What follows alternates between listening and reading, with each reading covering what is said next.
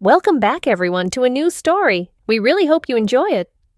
You're so goddamn stiff. Stefan, loosen up, will you? You move like a rusted mannequin. That casual, thoughtless jab broke me. This is the story of how a magical antique hairpin gave me the ultimate feminine body, only to teach me the horrifying price of a forced fantasy. I was 30 years old, working as a tailor in a high-end theatrical costume shop, and I was drowning in my own pathetic existence. To the rest of the world, I was just Stefan, a remarkably quiet, painfully shy guy who hovered in the background, with a tape measure draped around his neck and a mouthful of pins. I showed up. I sewed corsets and ball gowns for beautiful, vibrant actresses, and I went home to my cramped apartment. I was a ghost haunting my own life. But beneath that dull, unremarkable male exterior was a raging, desperate inferno of a secret. I didn't just want to sew the silk and lace. I wanted to wear it. No, it was deeper than that. I needed to wear it. The only time I ever felt my lungs expand, the only time I actually felt human, was when my door was double-locked, the blinds were drawn, and I was sliding my rough, masculine legs into sheer pantyhose. Cross-dressing wasn't just a hobby for me. It was a lifeline. It was the only way I could strip away the hideous, blocky reality of my male body and glimpse the soft, delicate girl buried underneath. And then there was Gavin. Gavin was the manager of the costume shop, and he was everything I was not. He was effortlessly masculine, charismatic, and gorgeous in that rugged, careless way that completely straight men always seem to manage without even trying. He had broad shoulders, a perpetual 5 o'clock shadow, and a deep, booming laugh that made my chest tighten every time I heard it. I was hopelessly, pathetically in love with him. Of course, a guy like Gavin would never look twice at a guy like me. I spent my days watching him lean against the cutting tables, flirting shamelessly with the lead actresses, charming the pants off them, while I sat in the corner, painstakingly stitching a hem, my stomach twisting into bitter, envious knots. I hated my broad shoulders. I hated my flat chest. I hated the coarse hair that grew on my arms. Every time Gavin smiled at one of those beautiful girls, my own male body felt like a suffocating leaden prison. The breaking point happened on a rainy Tuesday evening. We were closing up the shop, and I had accidentally dropped a box of silk ribbons. I scrambled to pick them up, my movements jerky and awkward. Gavin had walked by, clapping a heavy masculine hand onto my shoulder. "You're so goddamn stiff, Stefan," he had chuckled, shaking his head as if I were a lost cause. "Loosen up, will you? You move like a rusted mannequin. You need to get out more, meet a girl, live a little." He didn't mean to destroy me. To him, it was just friendly banter. But to me, it was a glaring spotlight on my utter inadequacy. I couldn't meet a girl because I desperately wanted to be the girl. And I couldn't loosen up because every second I spent in this male body was an exercise in pure, agonizing tension. I didn't say anything. I just forced a weak, pathetic smile, nodded, and practically fled into the rain. I was soaked and utterly miserable by the time I passed a dingy antique shop. On the corner of my street, I usually ignored it. But tonight, something in the dimly lit window pulled me in. It was an old, ornate hairpin resting on a bed of faded velvet. I walked into the dusty shop, the bell chiming a sad little note above my head. The elderly owner, a woman with eyes that looked entirely too perceptive, noticed me staring at it. She rasped, her voice like dry leaves. "A piece of old magic, that one.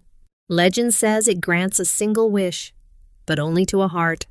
Completely consumed by the agony of unrequited love." I should have rolled my eyes. I should have walked out. I was a 30-year-old man, not a character in a fairy tale.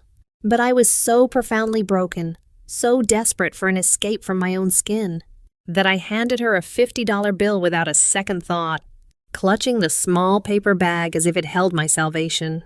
When I finally locked the door to my apartment, I didn't even bother turning on the main lights. I went straight to my secret wardrobe. I needed her. I needed the girl in the mirror, because Stefan was currently suffocating me. My hands trembled as I began the ritual. I shaved every inch of stubble off my face, applying layers of moisturizer until my skin felt passably soft.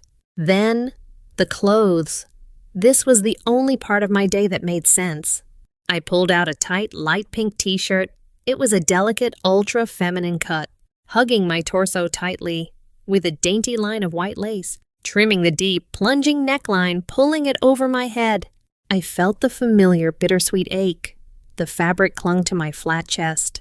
A cruel reminder of what I lacked, but the softness of the cotton. Against my skin was pure heaven. Next came the skirt, a pristine white, 3-tiered mini skirt. It was flirty and ridiculously girly. I stepped into it, zipping it up my waist. The tiered ruffles flared out perfectly, creating the illusion of hips, giving my rigid frame a much-needed touch of bounce and sway. Then came my favorite part.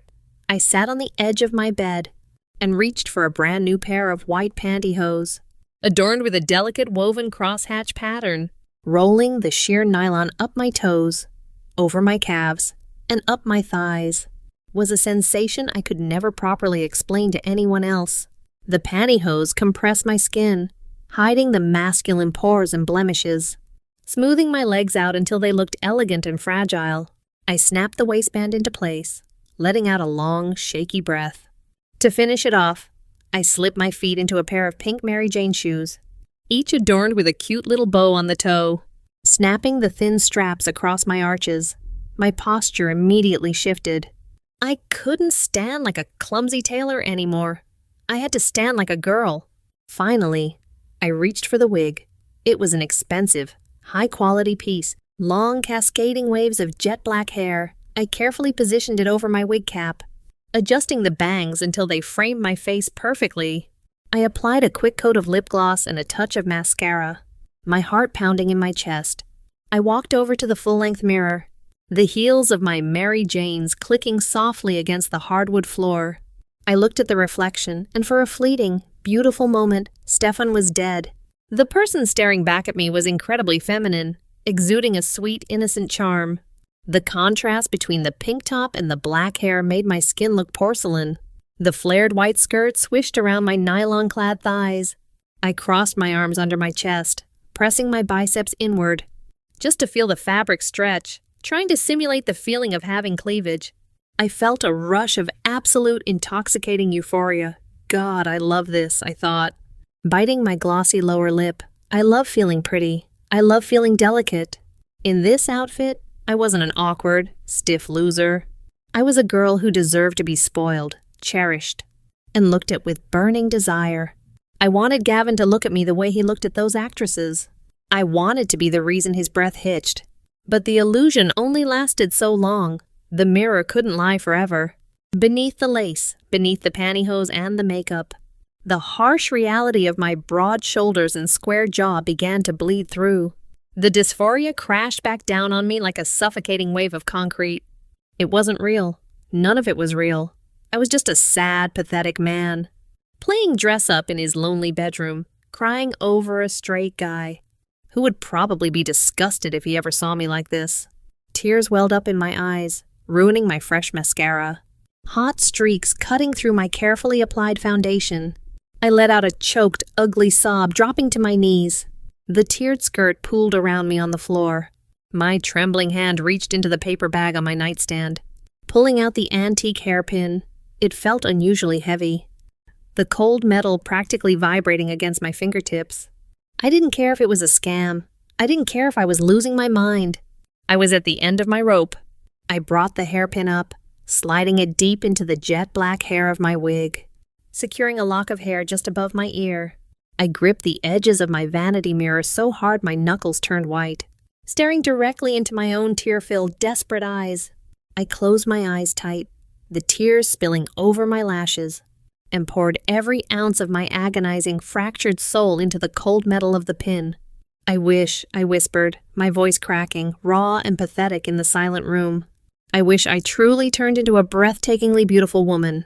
Real, flesh and blood. I wish I was so beautiful that Gavin would love me, that he would desire me more than anyone else in this world. I stayed on my knees in my pink Mary Janes, sobbing into the white ruffles of my skirt, waiting for the magic to prove itself fake, waiting to wake up to my miserable reality. I had no idea that tomorrow morning The reality I knew would be erased completely. I woke up to the sensation of weight pressing against my chest. At first, my groggy brain thought I had fallen asleep, with a bundled-up blanket trapped beneath me. I shifted, intending to roll over, but the center of gravity in my body was entirely wrong. My hips felt heavier, sinking deeper into the mattress. My shoulders, usually the broad, cumbersome anchors of my frame, felt bizarrely light. I blinked, the morning sunlight filtering through my cheap blinds. I reached a hand down to push the imagined blanket away from my chest. But my fingers didn't meet cotton. They met bare, incredibly soft skin. And beneath that skin was the undeniable, heavy, sensitive swell of actual flesh. My breath caught in my throat. I squeezed my eyes shut, terrified this was a lucid dream. Slowly, agonizingly, I let my hand trail down my stomach, where there used to be a rigid masculine core. There was now a smooth, delicate dip at the waist, flaring out into rounded, pillowy hips. I dragged my trembling fingers further down, dreading the familiar, hateful reminder of my male anatomy. Nothing. It was gone, completely, utterly eradicated. I threw the duvet off my body and scrambled out of bed. The sudden movement threw me off balance. I didn't know how to walk in this body yet. My legs were too slender, my hips swayed differently. I practically crawled to the full-length mirror in the corner of my room, pulling myself up by the edge of the wooden frame. When I looked at my reflection, a choked, animalistic gasp ripped from my throat. Stefan was gone. The blocky jaw, the Adam's apple, the coarse pores. The pathetic, hollow-eyed man who reeked of self-hatred, he had been erased from existence. Standing in his place was a woman, not a man in a wig. Not a crossdresser relying on heavy foundation and contouring. A real flesh-and-blood woman. I touched my face. My cheekbones were high and soft. My jawline seamlessly curving into a delicate chin. My skin was like porcelain, poreless and radiating a natural, feminine flush. I looked down at my chest, cupping the full, perfectly shaped breasts that were now a permanent part of my anatomy. They were heavy. They were real. The jet-black wig from last night had fused with my scalp, transforming into a waterfall of thick, natural, silken hair that cascaded past my shoulders. The antique hairpin was still securely nestled in the dark locks, gleaming in the morning light. I collapsed onto the floor, pulling my knees to my chest, and I wept. But this time, it wasn't the suffocating, acidic tears of dysphoria. It was the purest, most violent release of absolute joy a human being could experience. I was free. I was finally, completely, undeniably free. "My name is Stella," I whispered to the empty room, testing the high, melodic, effortless pitch of my new vocal cords. "I am Stella." Getting dressed that morning was a religious experience. I didn't have to tuck. I didn't have to wear heavy silicone breast forms. I pulled on a simple floral sundress, and the way the fabric draped naturally over my new curves sent shivers of pure electricity down my spine. I walked out of my apartment, my heart hammering a frantic rhythm against my ribs. I had to go to the costume shop. I had to see him. When I pushed open the glass doors of the shop, the little bell chimed. Gavin was standing at the main cutting table, furiously sketching a design, his brow furrowed in that hyper-masculine, concentrated way that always made my knees weak. "Shop's closed for another hour," he muttered without looking up, his deep voice vibrating through the floorboards. "I'm looking for a job," I said. Gavin's pen stopped. He slowly lifted his head. The moment his eyes locked onto mine, the air in the room seemed to shatter. I could practically see the magic of the hairpin sink its invisible claws into his brain. The irritation vanished from his face, replaced by a look of sheer, unadulterated awe. His pupils dilated so wide they almost swallowed his irises. The clipboard slipped from his fingers, clattering loudly against the hardwood floor. He didn't recognize Stefan. The magic had rewritten reality, smoothing over my disappearance. To Gavin, I was a stranger who had just walked in off the street, and yet he looked at me like he had been starving his entire life. And I was the first drop of water he'd ever seen. I'm Gavin," he breathed, taking a slow step toward me, completely disregarding the mess he'd dropped.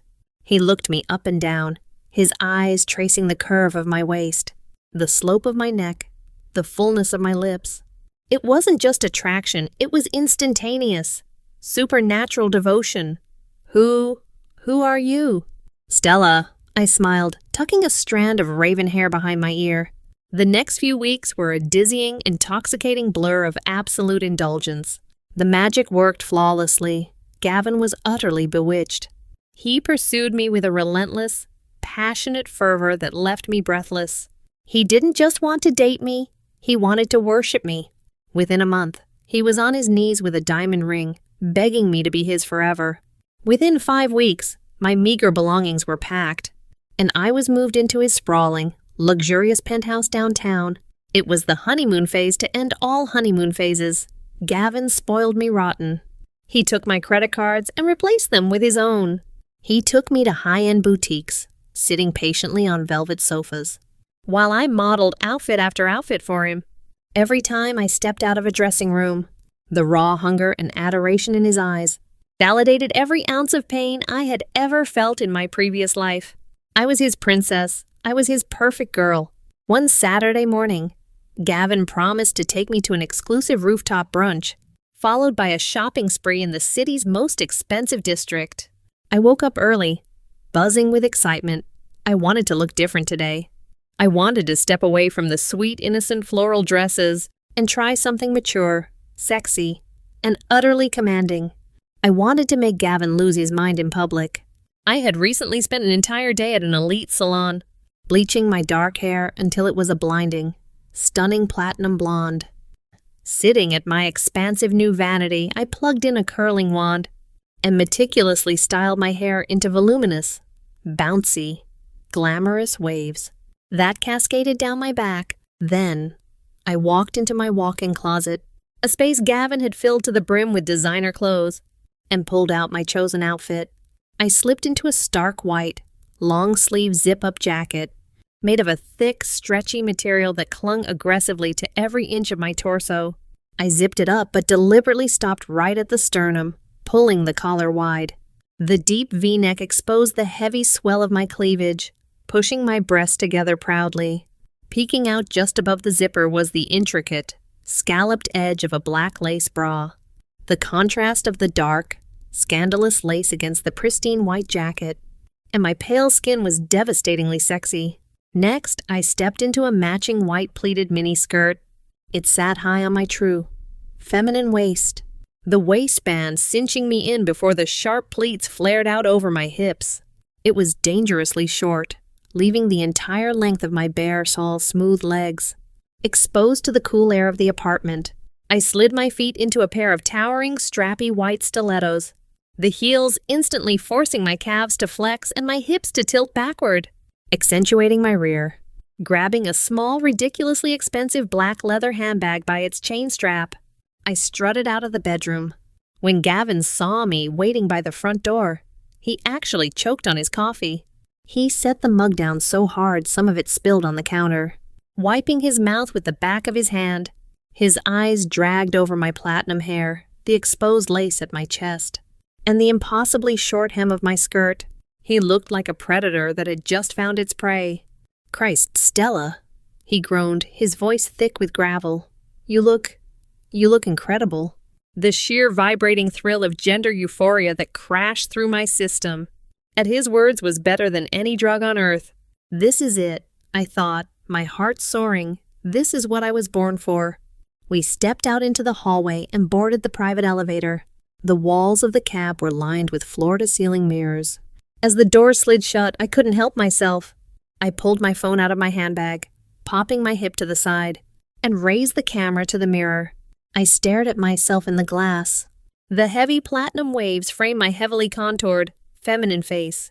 The tight white jacket compressed my ribcage, while proudly displaying the bust I had begged the universe for.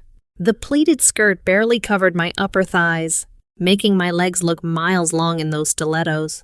I didn't look like a man trying to be a woman. I looked like a high-maintenance, gorgeous, untouchable goddess. I snapped the selfie, but my eyes quickly flicked from my own reflection to Gavin's. He was standing right behind me. He wasn't looking at his phone. He wasn't looking at the floor numbers ticking down. He was staring directly at my reflection. his dark eyes tracing the dip of my cleavage and the flare of my hips, with a heavy, unblinking intensity. It was a gaze so hot, so utterly devouring, it made my skin prickle. He stepped forward, closing the gap between us. His large, masculine hands reached out, spanning my tiny, cinched waist. His thumbs pressed firmly against my stomach, pulling my back flush against his broad, muscular chest. He leaned down, burying his face in my platinum hair, inhaling my expensive perfume like it was oxygen.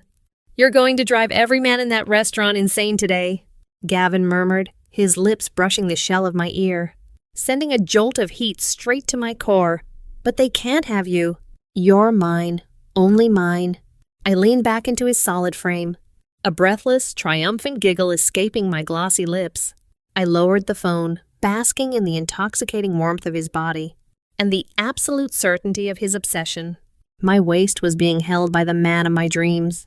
My body was a masterpiece of feminine curves, and I was the center of his entire universe. I had won. I had cheated fate, escaped my male prison, and won the ultimate prize. I loved the attention, I loved the clothes. I loved being a woman so much it made my head spin. I just didn't realize yet that the cage I had built for myself was locking shut. The rot in my perfect fairy tale didn't appear all at once. It crept in like black mold behind expensive wallpaper, silent and insidious, until I was already choking on the spores.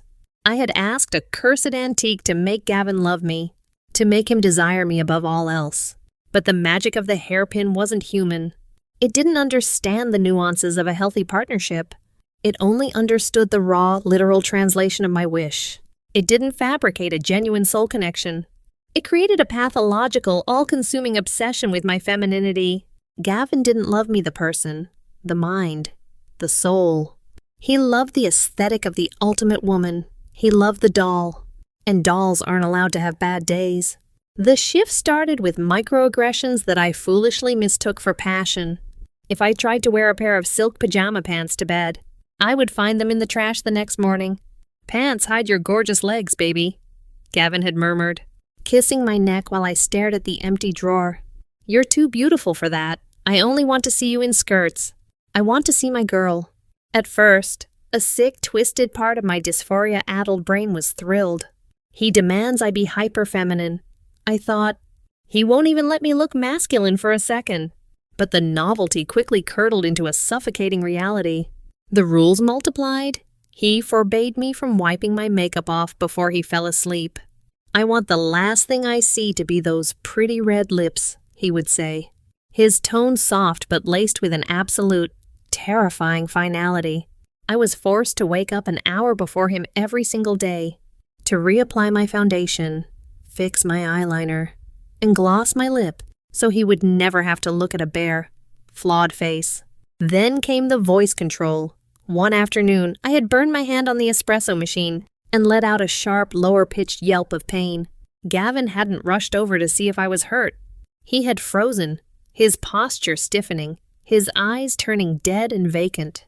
He stared at me with a chilling, hollow look that made my blood run cold, as if the magic in his brain was short-circuiting at the sound of anything less than a soprano. "Don't sound like that," he had whispered, his voice dangerously flat. "My Stella has a sweet voice. Try again." I had to stand there, nursing a blistered hand, and force out a high-pitched, breathy apology, until the terrifying warmth returned to his eyes. I realized then that my survival depended on a relentless, 24/7 performance. The dressing room, once my sanctuary of gender euphoria, transformed into a psychological torture chamber. If Gavin didn't approve of an outfit, he didn't hit me or yell. He simply locked the bedroom door, sat on the edge of the mattress, and stared at me with those cold, dead eyes. "Chink," How would command, "Brr." I would strip, my hands trembling, and put on another dress. "Nope, too drab. You look like a maid. Change." I would try again, and again, and again, sometimes for hours. I would stand in front of him in agonizing 6-inch heels, tears threatening to spill from my heavily mascaraed eyes, posing like a mannequin while he scrutinized every ruffle, every seam, every inch of exposed skin. He wouldn't let me leave the room until I looked like a flawless, submissive fantasy. The platinum blonde hair I had loved so much, he hated it.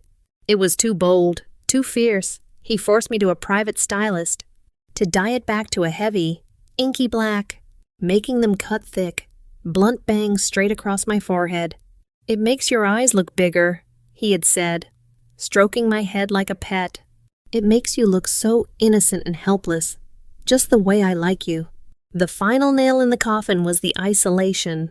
It happened after a delivery boy looked at me a second too long in the lobby. The next day, the locks on the penthouse were changed to a smart system controlled exclusively by Gavin's phone. "The world is filthy, Stella," he reasoned, brushing my blunt bangs out of my eyes while I stood paralyzed in the foyer. "Those men, they don't deserve to look at you. They'll ruin your perfection. You're my treasure. Treasures belong in a vault." I was trapped. I had traded the fleshy, biological prison of Stefan's male body for a literal, gilded cage. I wanted to be a woman. Yes, but I wanted the freedom to kick off my shoes, to laugh too loud, to wear sweatpants on a Sunday. Gavin was erasing my humanity, distilling me down to nothing but a breathing sex object, a canvas for his magically induced fetish.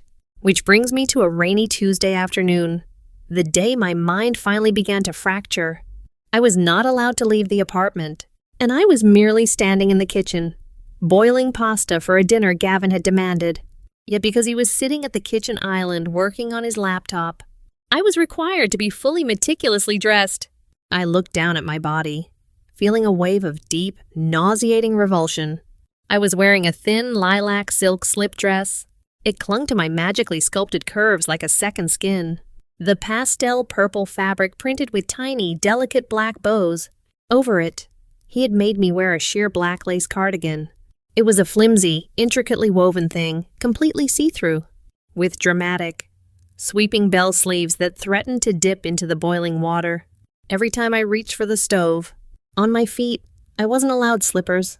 I wore crisp, ruffled white ankle socks, neatly folded down, paired with chunky, heavy black Mary Janes with a massive platform sole. It was a distinct Gothic Lolita aesthetic, a style I used to fantasize about wearing. Back when I was Stefan, scrolling through forums in the dark, I used to think looking like a dark, melancholic doll would be the ultimate peak of femininity. Now, standing on the cold marble floor of the kitchen, under Gavin's unblinking, predatory surveillance, I felt like I was suffocating.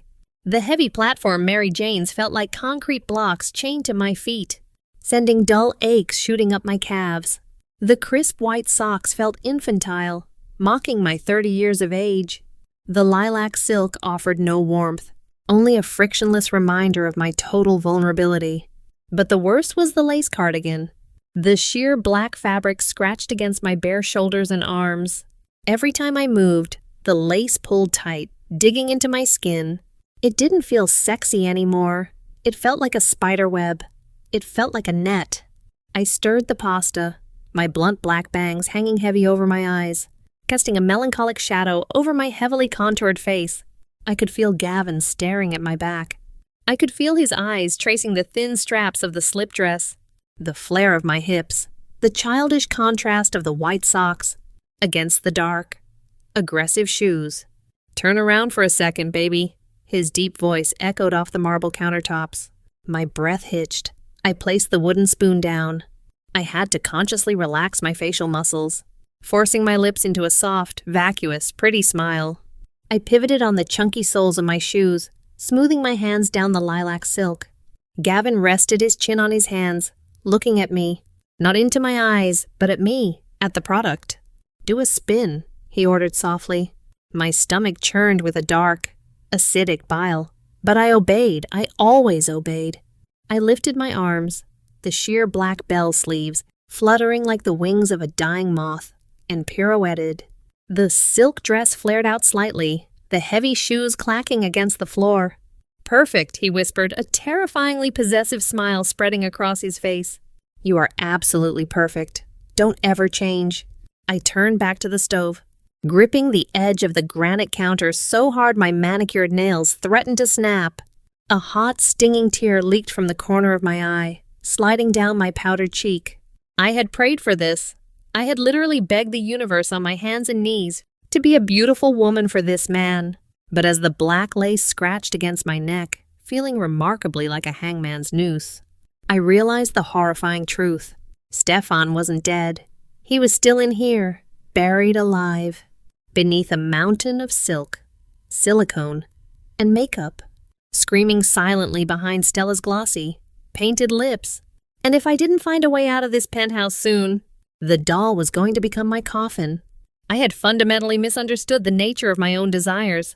For years, I had believed that if I could just have the right body, the right clothes, and the right man, all the jagged, broken pieces of my soul would finally snap into perfect alignment. But sitting on the edge of the plush velvet sofa in Gavin's heavily secured penthouse, I realized the horrifying truth. I had weaponized my own coping mechanism against myself. I hadn't found freedom. I had merely traded a biological prison for a psychological one. I was a hostage in a lilac silk slip dress. The suffocating reality of my situation might have driven me entirely insane if it hadn't been for Dex. Dex was a scenic carpenter at the theater, a guy with paint-stained jeans, a cynical sense of humor, and the only real friend Stefan had ever known. He was also the only person on the face of the earth who knew the truth about Stella. Weeks ago, during a brief, unsupervised moment when Gavin was in the shower, I had managed to log into my old email on his laptop and send a frantic, incoherent message to Dex, explaining the hairpin, the magic, and my terrifying new reality. I thought he would call me crazy. Instead, he had been trying to find a way to see me ever since. His opportunity came on a Thursday afternoon. Gavin had been forced to attend an emergency production meeting at the theater. He had locked the smart system, of course, but Dex had managed to slip into the building behind a grocery delivery boy, taking the service elevator up to our floor. When I heard the muffled rhythmic knock on the heavy oak door, our old secret knock from when we used to drink cheap beer in my dingy apartment, my heart practically leaped into my throat. I rushed to the door, checking the security monitor. Seeing Dex's scruffy, familiar face through the fisheye lens made a sob tear through my chest. Gavin controlled the deadbolts from his phone, but I still had the manual override latch on the inside. I threw it open, pulling the heavy door ajar, just enough for Dex to slip through before I slammed it shut again. Dex stood in the marble foyer, breathless. He looked at me, his eyes widening as they took in my appearance. I was still wearing the outfit Gavin had mandated for the day. The lilac silk dress with the tiny black bows, the sheer black lace cardigan, the pristine white ankle socks, and those heavy, aggressive black platform Mary Janes. My jet black hair was perfectly flat ironed, the blunt bangs framing my heavily made-up face. Jesus Christ, Steph, Dex breathed, his voice thick with a mixture of awe and profound pity. You look like a porcelain doll. It's actually terrifying. Dex, I whimpered, the sound coming out in that high, breathless pitch I was now biologically forced to produce. I threw my arms around his neck, burying my face in his flannel shirt. He smelled like sawdust and cheap coffee, and it was the most intoxicating, human scent I had smelled in months. He awkwardly patted my back, careful not to snag the delicate black lace of my cardigan. We don't have much time. He's going to check the cameras soon, or realize I'm not at the shop. You need to get out of here. Man, you need to leave today. I can't, I choked out, stepping back, wrapping my arms around my chest. The silk slipped frictionlessly under my palms. He locked the system, and even if I got out, where would I go? He has the hairpin, the magic. It's tied to him now. He's obsessed. Dex, if I leave, he'll hunt me down. If you stay, you're going to stop being a person, Dex said, gripping my bare shoulders through the sheer lace. His calloused hands were rough, grounding me. I see the way he looks at you at the shop. It's not love. Stefan, it's a sickness. He doesn't see a human being. He sees a toy. He's going to keep you stuffed in a glass box until you forget how to speak. I have my truck parked in the alley behind the building. I can disable the manual lock from the inside. But you have to be the one to tell him it's over. Break the delusion, then run. I looked down at my chunky Mary Janes, my stomach twisting into a nauseating knot. Tell Gavin it was over, the thought made my blood run cold. But looking at Dex, looking at a tether to the real world. To the man I used to be, I knew he was right. If I didn't do it now, Stefan would die completely, and only this mindless, beautiful shell would remain. Okay, I whispered, my manicured nails digging into my palms. Okay, tonight. When Gavin returned home hours later, the atmosphere in the penthouse felt heavier than lead. The storm clouds outside had broken, sending sheets of torrential rain lashing against the floor-to-ceiling windows. Gavin took off his tailored coat, his broad shoulders shifting underneath his crisp white dress shirt. He looked incredibly handsome, rugged, and exhausted. He walked straight toward me, his eyes instantly locking onto my body, drinking in the sight of the lilac silk and the black lace, like a man dying of thirst. God, I missed you, he murmured, reaching out to pull me by the waist. I took a deliberate step back. His hands grasped empty air. Gavin froze. The warmth in his dark eyes instantly vanished, replaced by that terrifying hollow void. Stella, come here. No, I said. My voice trembled so violently I barely recognized it. I forced myself to stand tall, despite the fact that my knees were shaking inside my white socks. I can't do this anymore, Gavin. I can't. He slowly tilted his head, his jaw ticking. You can't do what, baby? The boom. I gasped, gesturing to the luxurious apartment, to my own caged body. I can't be your doll anymore. I'm suffocating. I'm leaving you. I'm moving out. I braced myself for an explosion. I expected him to shout, to throw a crystal glass against the wall, to grab my arms and shake me. I expected masculine rage. What he did was infinitely worse. Gavin didn't raise his voice.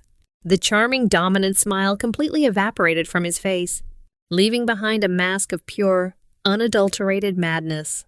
He didn't look at me. He simply turned around and walked slowly, methodically, into the open-plan kitchen. I stood frozen in the living room, my heart hammering against my ribs like a trapped bird. The only sound was the rain pounding against the glass. I heard the slide of a drawer opening, the metallic clink of utensils. When Gavin walked back into the living room, my breath completely left my body.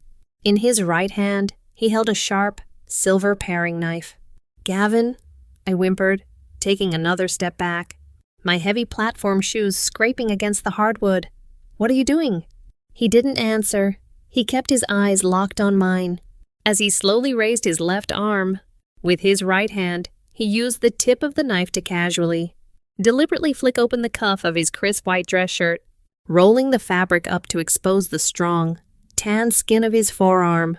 Then, he pressed the razor-sharp edge of the blade directly against his own flesh, right over the pulsing blue veins of his wrist. Gavin, stop, I shrieked, the pitch of my female voice shattering the quiet room.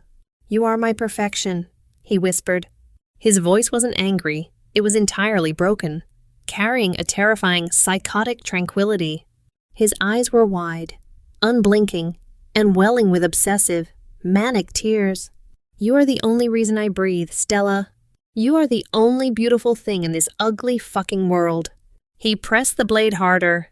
A thin, bright red line of blood immediately welled up beneath the steel, a stark, horrifying contrast against his skin. No, please, I sobbed, my hands flying up to cover my mouth. If you walk out that door, Gavin continued, his voice trembling with a deranged, fanatical devotion, I will cut myself to pieces. I will drag this blade up my arm, and I will let myself bleed out right here on this floor. My blood will ruin the hardwood. It will splash on your beautiful white socks. It will dye your pretty lilac dress completely red. A tear slipped down his cheek, but his hand holding the knife didn't waver. He looked like a martyr, kneeling at the altar of his own delusion. Do you want to see that? Stella, he whispered, his eyes wide and pleading. Do you want to wear my blood? The psychological violence of it hit me with the force of a freight train. It was the ultimate, checkmate move of an abuser wielding unconditional magical obsession. He wasn't threatening to hurt me. He was weaponizing my own empathy, using his life as collateral, to ensure my eternal compliance. The image of his blood soaking into the delicate silk of my dress, The sheer terror of watching the man I had once desperately loved carve himself apart because of a wish I had made, it broke my mind. "Stop," I wailed, the fight completely draining out of me. My legs gave out. I collapsed onto the floor, the heavy soles of my Mary Jane slamming against the wood. The lilac silk puddled around me, the sheer black bell sleeves of my cardigan pooling over my trembling hands. I hugged my knees to my chest, curling into a tiny helpless ball, and wept with the ugly, ragged sobs of a completely defeated animal. "Please don't do it," I choked out, staring at the floor through the veil of my blunt black bangs. I'll stay, I promise. Just put it down, please." I heard the soft clatter of the knife dropping onto the counter, then heavy footsteps approached. Gavin dropped to his knees in front of me, wrapping his strong, warm arms around my shaking, delicate frame. He pulled me into his chest, burying his face in my hair, rocking me back and forth as if he were soothing a frightened child. "Shh, it's okay, my beautiful girl," he murmured, kissing the top of my head, his voice dripping with triumphant, sickeningly sweet relief. "I'm right here. I'm never going to let anything take you away from me. You're home. You're right where you belong." I lay there, pressed against the chest of my captor, my cheek resting against his shirt, feeling the dampness of the small amount of blood he had already drawn. The lace cardigan dug into my shoulders. The heavy shoes anchored me to the floor. The magic had worked perfectly. I was a breathtakingly beautiful woman, and I was desired more than anything else in the world. And I had never felt more like a prisoner in my entire life. For 3 more days, I lived as a ghost trapped inside a porcelain shell. I moved when Gavin told me to move. I smiled when he told me to smile. And I wore exactly what he laid out on the edge of the bed. I was entirely hollowed out, a beautiful vacant mannequin, surviving strictly on the terror of what he would do to himself if I ever tried to assert my humanity again. But preservation is a primal instinct. Even as Stella's glossy lips smiled, Stefan's mind was clawing at the glass. My opportunity came on a Friday night. Gavin had been fighting a migraine all day, his eyes bloodshot, his temper razor thin. I watched him go into the bathroom to take his medication, my heart pounding against my lace-covered ribs, with hands that barely belonged to me. I had subtly swapped his regular ibuprofen for a heavy dose of his prescription sleep aids. By midnight, he was dead to the world. His breathing was a deep, rhythmic rattle in the quiet bedroom. I didn't dare change my clothes. The rustle of fabric might wake him. And I couldn't waste a single second. I was still trapped in the outfit he had obsessed over.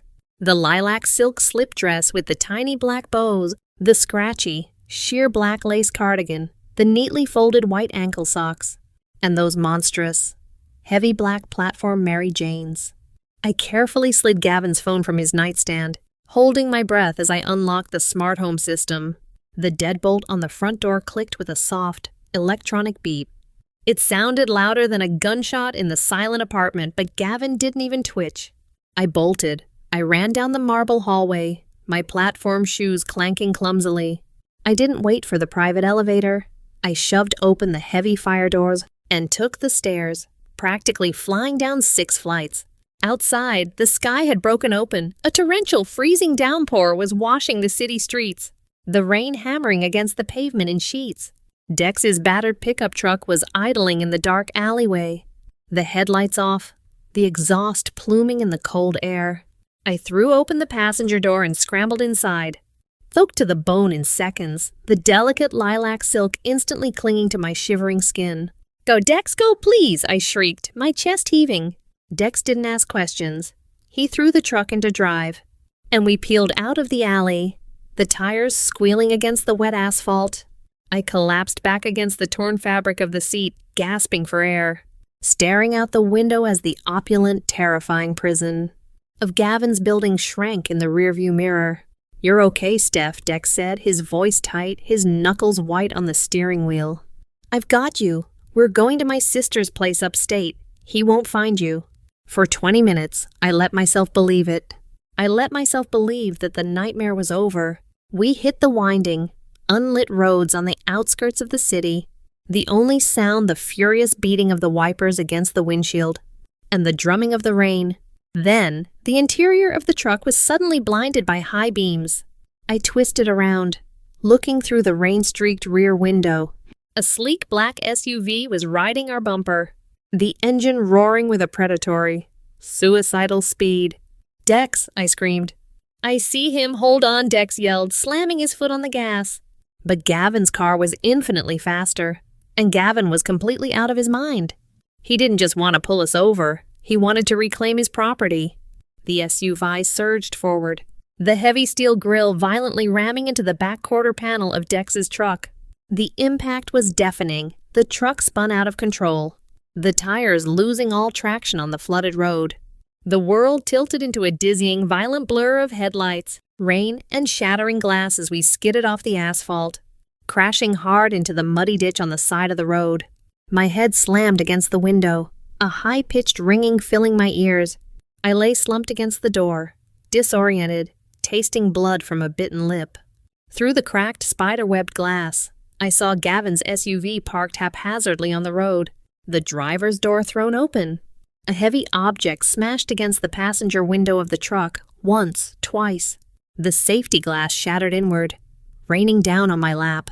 Strong, desperate hands reached through the broken window, grabbing the sheer lace of my cardigan, digging into the bare skin of my shoulders.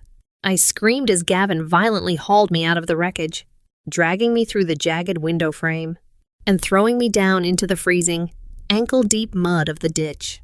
The rain was blinding. I scrambled backward in the mud, my platform Mary Jane slipping, my hands sinking into the freezing sludge. Gavin fell to his knees in the mud right over me. He wasn't looking at the crashed truck. He wasn't looking at the blood on my lip, or checking if my neck was broken. He reached out with trembling, frantic hands cupping my face.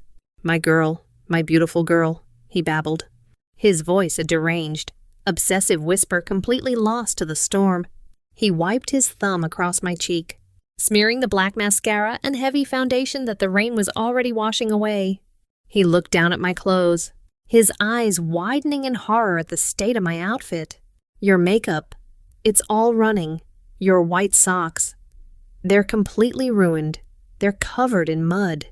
I stared at him, my heart stopping. He didn't care if I was alive. He only cared that the doll was dirty. "It's okay, baby," Gavin whispered, a terrifyingly vacant smile spreading across his wet face. He stroked my soaked, jet-black hair. "Don't cry. I'll take you home. I'll wash you. I'll brush your hair for you, Stella. I'll buy you a brand new dress. We'll fix your pretty face." In that exact horrifying second, the illusion finally broke inside my own head. I had wanted this. I had begged for this magic because I hated being Stefan. I had believed that if I could just hide completely, if I could just become this immaculate, submissive fantasy, I would find peace. But looking at Gavin's insane, hollow-eyed, I finally understood the ironclad rule of the antique hairpin. The magic thrived on shame. It fed on my desire to hide, on my desperate need to conceal the man I actually was. Beneath layers of lace and cosmetic perfection, as long as I wanted to be Stella, I would be a prisoner to anyone who wanted to own her. If I wanted to survive, I couldn't hide anymore. I had to rip the fantasy apart. I had to want the ugly truth. "No," I whispered. "Come on," Gavin urged, grabbing my wrist. "No!" I shrieked, kicking out with my heavy platform shoe, catching him square in the chest. Gavin stumbled backward, slipping in the mud. I didn't run.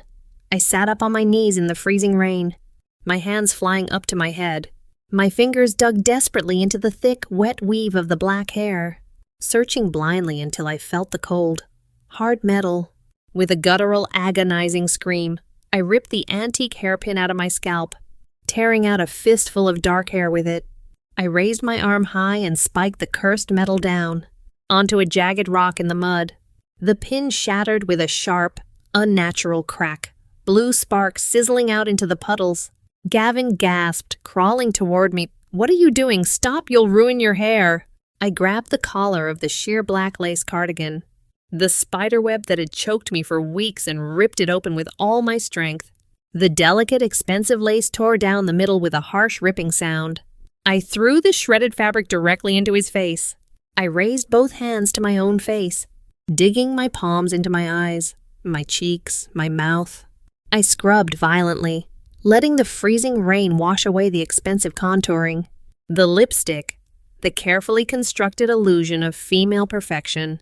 "Stella, stop it!" Gavin screamed, his voice cracking with panic. I reached down to my feet. I unbuckled the straps of the heavy, oppressive Mary Janes, kicking them off into the darkness. I grabbed the ruffled white ankle socks, peeling them off my feet. Revealing skin stained brown with the earth, I threw them into the puddle beside me. "Look at me," I roared. The high melodic pitch of Stella's voice cracked. Mid-sentence, the sound warped, dropping an octave, then two, tearing through my throat with a harsh, gravelly, masculine dissonance. "Look closely, Gavin!" I bellowed, my real voice, Stefan's voice, echoing violently over the storm. "I am Stephen, I am a man, I'm just a fucking man in a dress." The shattering of the magic was not gentle. It felt like my skeleton was being pulled apart on a medieval rack. I threw my head back, screaming in raw, biological agony, as my body violently corrected itself. My delicate, sloping shoulders cracked and expanded outward, widening with thick, coarse muscle. The soft porcelain skin of my arms hardened, dark masculine hair sprouting rapidly over the forearms. I felt the agonizing, heavy mass of my breast literally melt and retract into my ribcage, leaving behind a flat, broad, muscular chest. My hips narrowed violently, my pelvis shifting, snapping back into a rigid, masculine architecture. My jaw jutted out, squaring off, a rough, prickly stubble forcing its way through the pores of my chin. The lilac silk slip dress, designed for a fragile, petite woman, couldn't contain the sudden explosive growth of a male body. The delicate seam shrieked in protest before violently ripping apart. The thin strap snapped against my broadening shoulders, the silk tearing down the sides of my ribs, exposing my hairy, masculine chest and stomach to the freezing rain. I fell forward, panting heavily, my large, vein-corded hands pressing deep into the mud.